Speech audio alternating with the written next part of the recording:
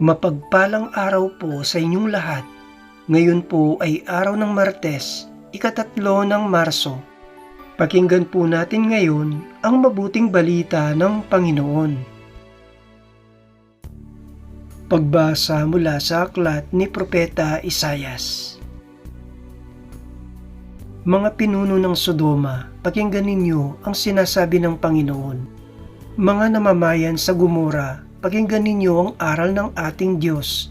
Magpakabuti na kayo, magbalik loob sa akin, talikdan na ninyo ang masasamang gawain.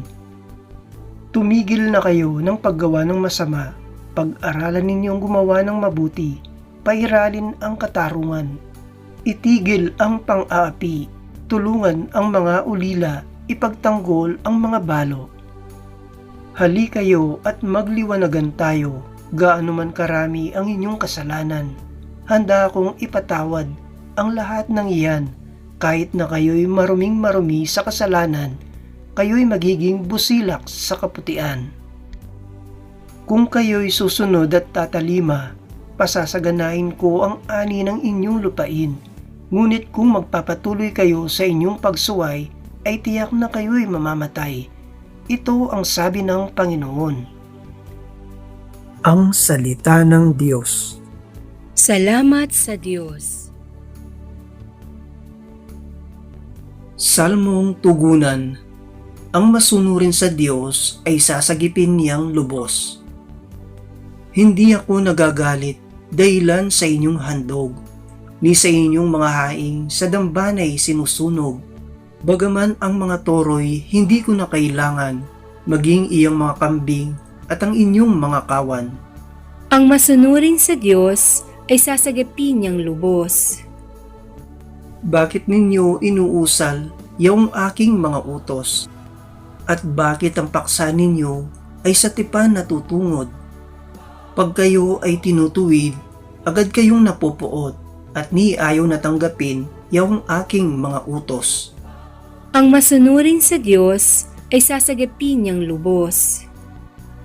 Kahit ito ay ginawa, hindi kayo alumana, kaya naman ang akala, kayo't ako'y magkaisa.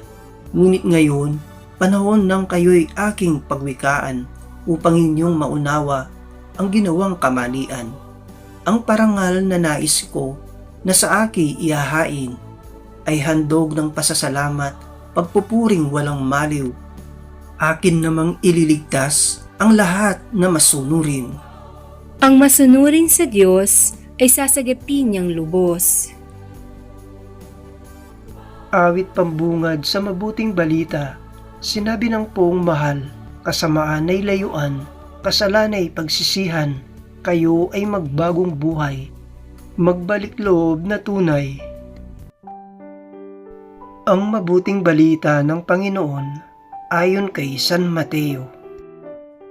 Noong panahong iyon, sinabi ni Jesus sa mga tao at sa kanyang mga alagad, ang mga eskriba at ang mga pariseyo, ang kinikilalang tagapagpaliwanag ng kautusan ni Moises, kaya't gawin ninyo ang itinuturo nila at sundin ang kanilang iniuutos. Ngunit huwag ninyong tularan ang kanilang gawa, sapagkat hindi nila isinasagawa ang kanilang ipinangangaral. Nagbibigkis sila ng mabibigat na dalahin at ipinapasan sa mga tao, ngunit ni daliri ay ayaw nilang igalaw upang tumulong sa pagdadala ng mga iyon. Pawang pagkitang tao ang kanilang mga gawa. Nilalaparan nila ang kanilang mga pilakterya at tinaabahan ang palawit sa laylayan ng kanilang mga damit. Ang ibig nila'y ang mga upuang pandangal sa mga piging at ang mga tanging luklukan sa mga sinagoga. Ang ibig nila'y pagpugayan sila sa mga liwasang bayan at tawaging guro. Ngunit kayo, huwag kayong patawag na guro, sapagkat iisa ang inyong guro, at kayong lahat ay magkakapatid. At huwag ninyong tawaging ama ang sinumang tao sa lupa, sapagkat iisa ang inyong ama, ang amang nasa langit. Huwag kayong patawag na tagapagturo, sapagkat iisa ang inyong tagapagturo, ang Mesyas. Ang pinakadakila sa inyo ay dapat maging lingkod ninyo. Ang nagpapakataas ay ibababa, at ang nagpapakababa ay itataas.